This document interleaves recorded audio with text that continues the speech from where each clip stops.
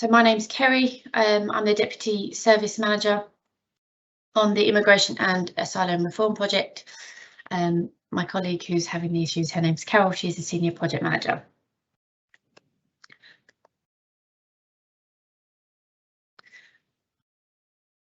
Okay, so this our Immigration and Asylum tribunals lodges appeals that are against the Home Office.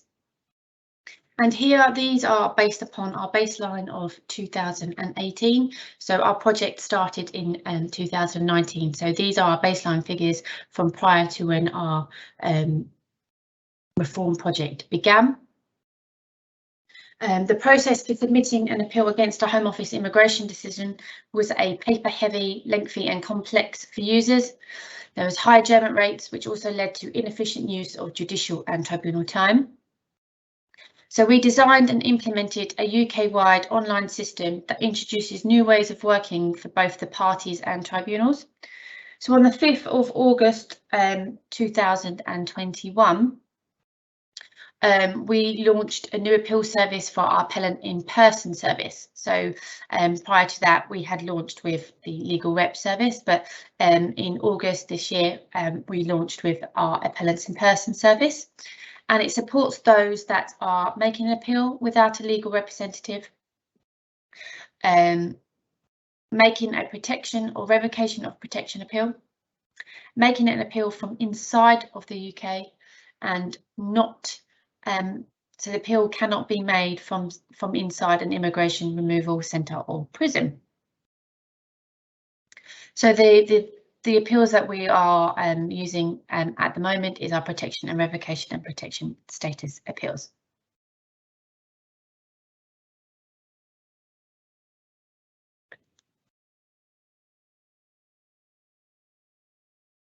So in order to begin that process, we done lots of research across England and Wales with various groups as we took a collaborative approach to our process.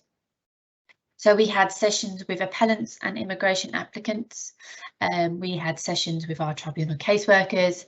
We had sessions with legal representatives, judges, supporters, charities, and Home Office staff as well. So we try to involve everyone that touches the service as part of our research sessions in order to gather those interactions and get a better understanding of what we can do to reform the actual service.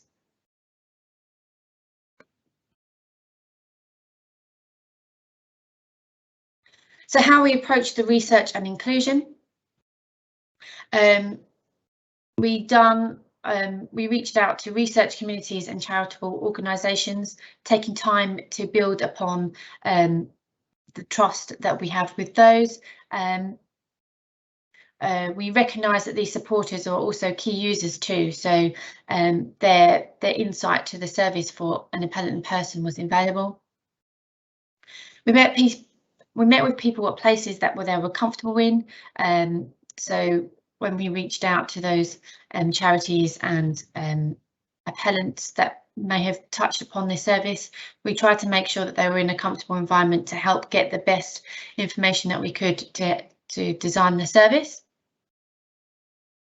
We let them tell us what they wanted and take the time to understand their stories and lessons in listening rather than just extraction of information. So we co-designed that service with them rather than created a service that was done to them. And we maintain relationships. So we've maintained contact with all of the charities and other stakeholders that we've interacted with to give them important updates of where we are within designing this service and giving them the opportunity to provide any feedback to anything that we've designed throughout the process.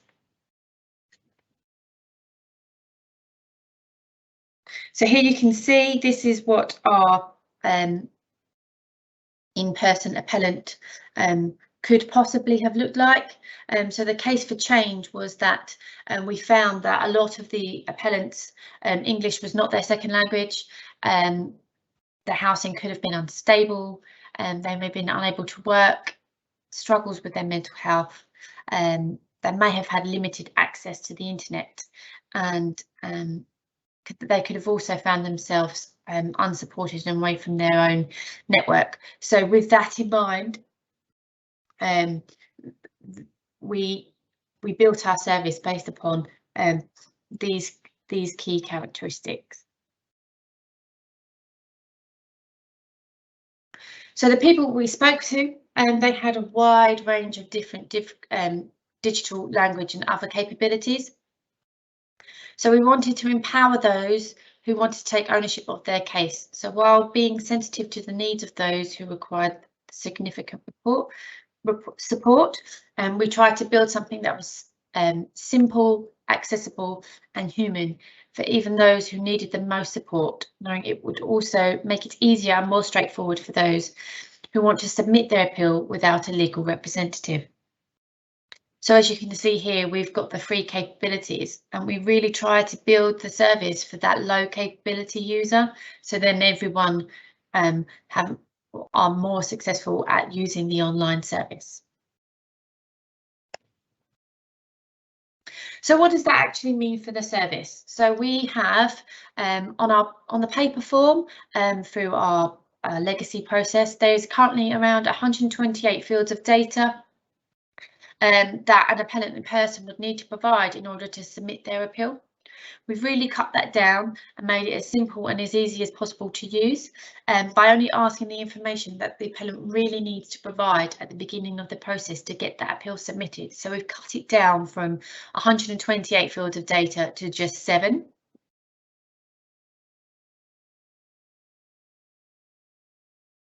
Similarly, at other touch points in the service, we've simplified this for appellants in person compared to our legally rep journey as well. So rather than asking for an appellant to tell us why they disagree with the initial Home Office decision in a technical and legal manner, we've really designed it so it is more simple for the appellant to use by just asking them the question of why do they think the Home Office decision is wrong, and providing them with a free text box for them to put in their own words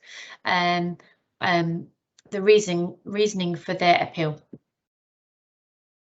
And then using our tribunal caseworkers within their case management process, they can then pull out the information and slot it into the process that we have. We have also introduced the ability for the tribunal to provide impartial support. So we have, for appellants in person, we have the opportunity for the tribunal caseworker to ask clarifying questions. So within any of the information that the appellant might provide, the tribunal caseworker within the service has the opportunity to tease out some questions from the appellant, so they can provide the all the evidence that they have suggested that they may want to provide. Alternatively, we've also understood that actually an online Q&A might not be the right aspect, so we've also built in the opportunity to have some face-to-face case management appointments, which is held with a tribunal caseworker rather than judges, and it provides that face-to-face interaction for the appellant to put their best case forward, all whilst the tribunal remains impartial, just there as a fact building exercise, so we can get the best information from the appellant as possible. So here is what our journey looks like. It runs very similarly to what our legal rep journey has. So we've tried to keep it quite similar, so there is parity between the two services.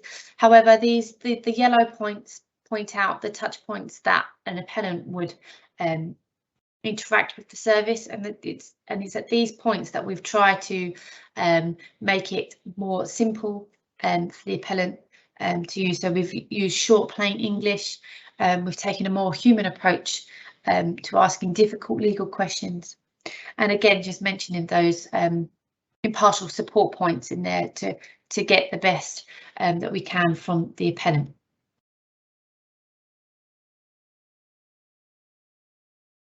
So going back to our sample appellant, you can see that from everything that we've gone through, we've tried to really pick at these points that have been highlighted to try and build our service to make sure that it engages with those. So we've kept our language simple at a reading age of 5. We keep digital copies, so any important documents do not need to be sent into the tribunal. We offer extra reassurance in notifications and savable forms. We also make sure that we signpost the appellant at any point possible throughout their service, so they can reach out to charitable organisations or get the legal representative support that they need to if they feel that's a route for them.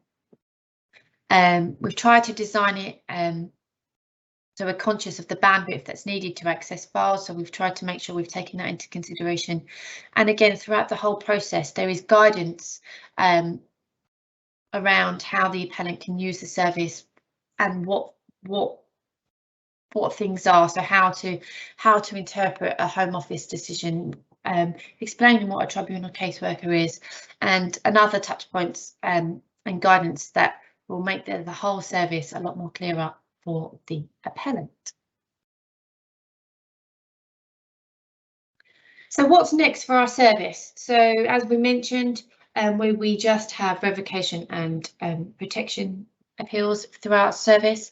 So our next steps is that we'll be making we'll be expanding the service to allow the appellants to make payments online by card.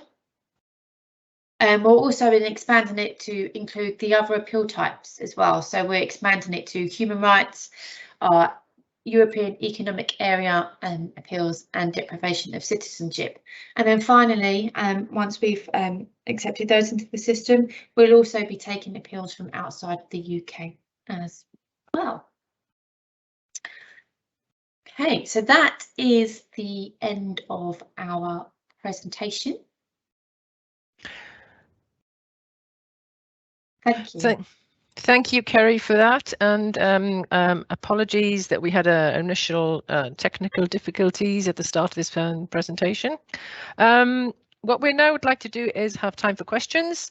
So if you'd like to post your questions in the Q&A chat function on your screens in the top right corner, we will then ask the presenters your question. And I have an initial question, please, for Kerry.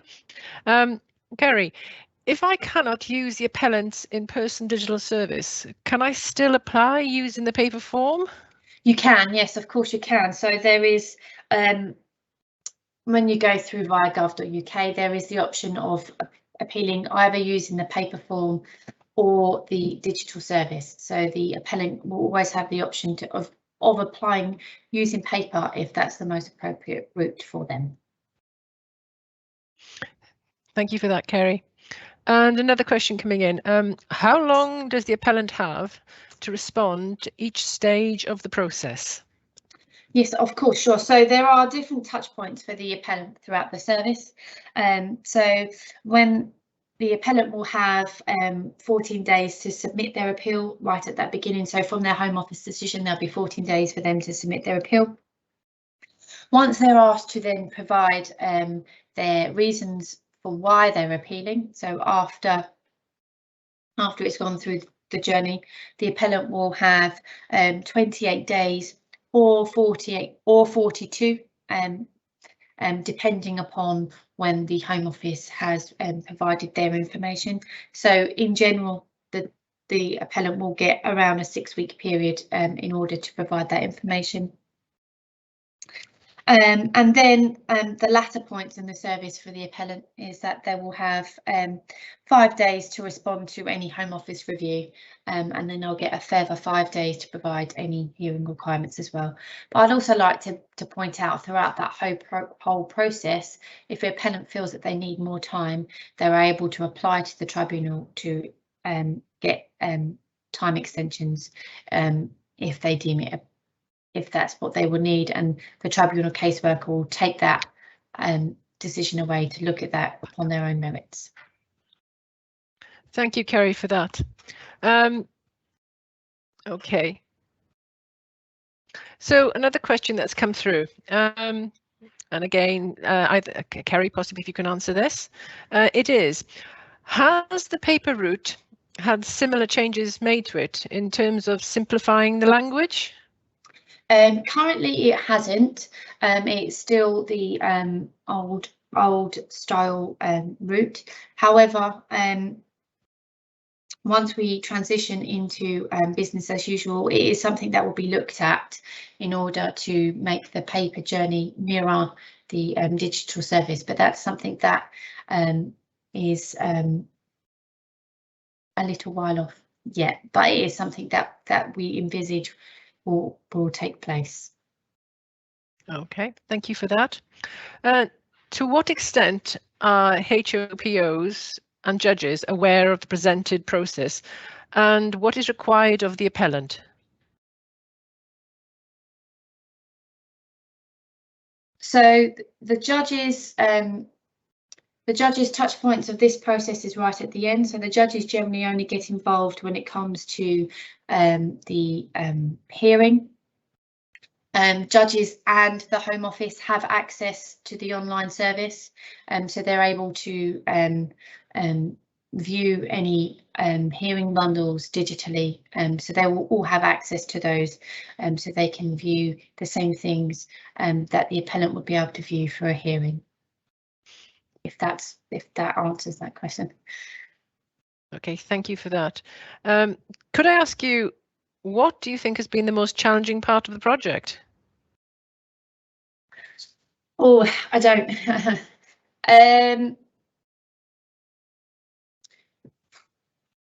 It's a tough one, I think. I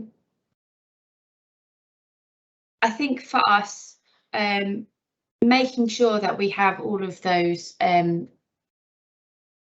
co-design interactions for us has been a key part of our project, and getting those right has been key for that.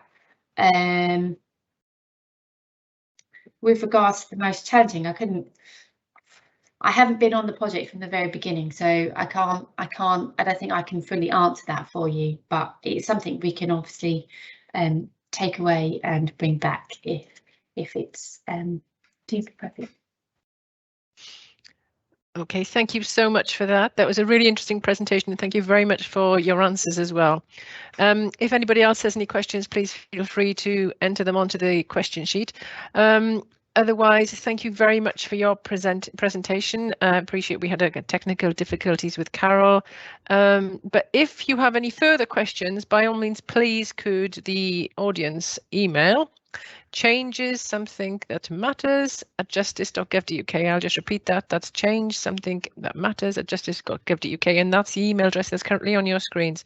So thank you very much for attending, and look forward to hearing you in the next presentation we do next year. Thank you very much.